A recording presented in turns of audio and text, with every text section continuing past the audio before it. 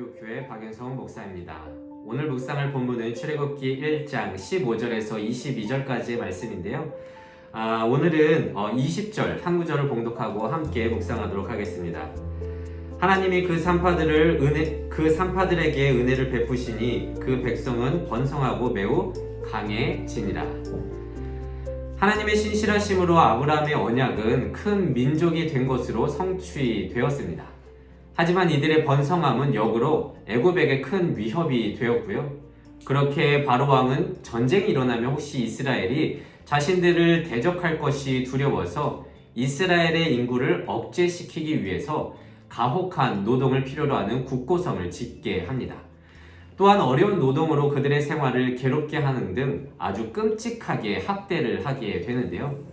하지만 이러한 바로의 계획에도 불구하고 이스라엘은요, 그들의 번성은 줄어들 기미가 전혀 보이지 않았던 것 같습니다.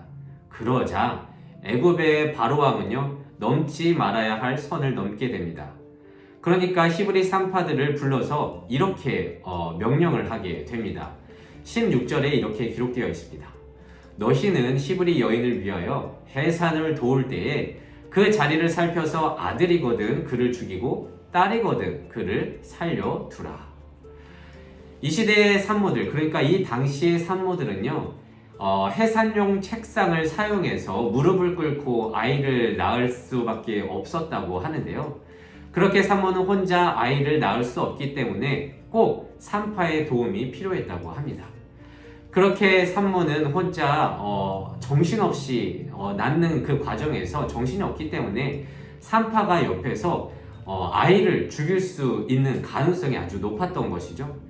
그래서 바로는 이 사실을 알고 히브리 산파를 불러서 왕으로서, 아니 그 당시를 지배하는 신으로서 그들에게 명령한 것입니다.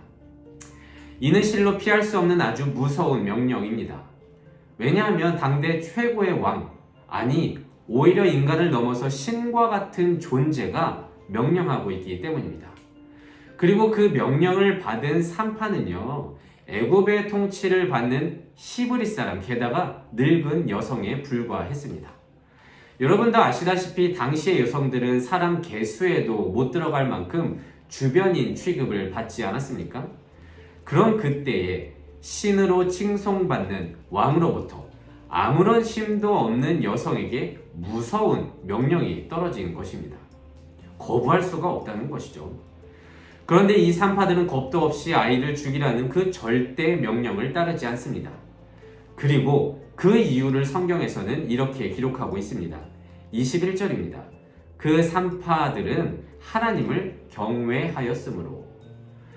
경외하였기 때문에 그 절대 명령을 따르지 않았다고 기록하고 있습니다. 잠언 1장 7절에는 이렇게 기록되어 있습니다. 여호와를 경외하는 것이 지식의 근본이거늘 미련한 자는 지혜와 훈계를 멸시하느니라. 그러니까 하나님을 향한 경외가 신과 같은 바로의 명령을 거절케 하고요, 아이의 생명을 살리는, 아니 이스라엘 전체를 살리는 엄청난 결과를 불러일으키게 됩니다. 그 경외함은 과연 무엇이었을까요? 구체적으로 한번 생각해 봅시다. 여러분, 바로왕 앞에 불려간 이 두 명의 산파들은요, 생각해보면 아마도 백성들의 선임격인 어른이었을 것입니다.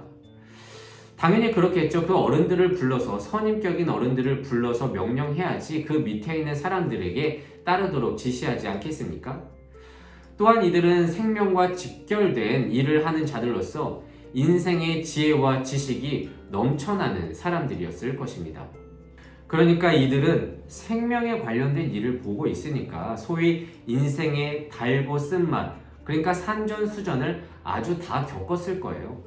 어떤 이는 살만한데 죽은 것도 보고, 어떤 이는 죽을 것 같은데 사는 것을 보면서 와, 이것이 인생이구나 라고 깨달았을 것입니다. 그렇다면 이것이 인생이 무엇을 말하는 것일까요?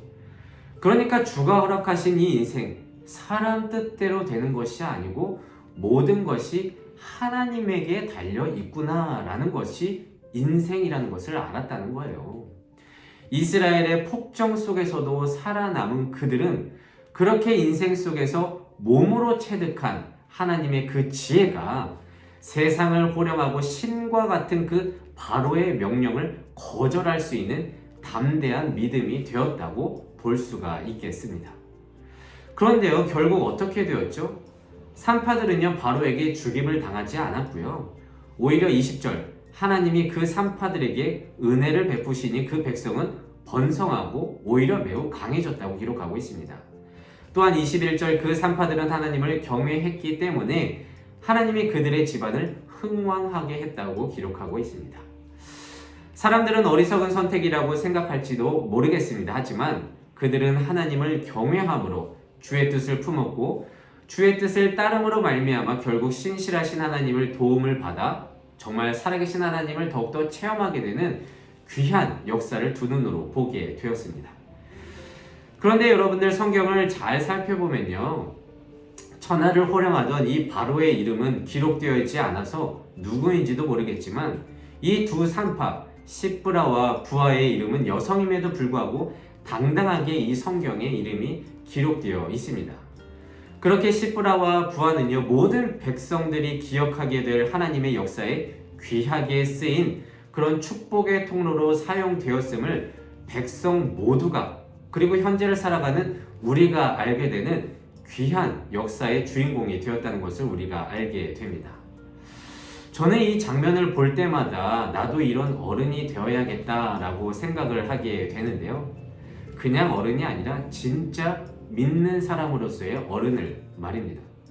바로의 명령 앞에서도 하나님을 경외함으로 목숨을 건 이들의 선택, 아마도 이 두 산파를 보면서 그 많은 젊은이들이 또 하나의 믿음을 갖게 되었을 것입니다. 이 인생 하나님이 하신다고, 세상의 권세보다 하나님이 이기신다고, 이게 믿음의 전수 과정이 아닐까요? 요즘같이 팬데믹 속에서 하나님의 뜻을 쫓는다는 것은 참 어려운데요. 그럼에도 불구하고 각자 도생의 이 팬데믹이지만 예배조차도 소홀하게 여길 수밖에 없는 이때에 나는 과연 어른으로서 이 두 산파가 가진 믿음을 그 모든 젊은이들에게, 아니면 주위에 있는 사람들에게 보일 수 있을까?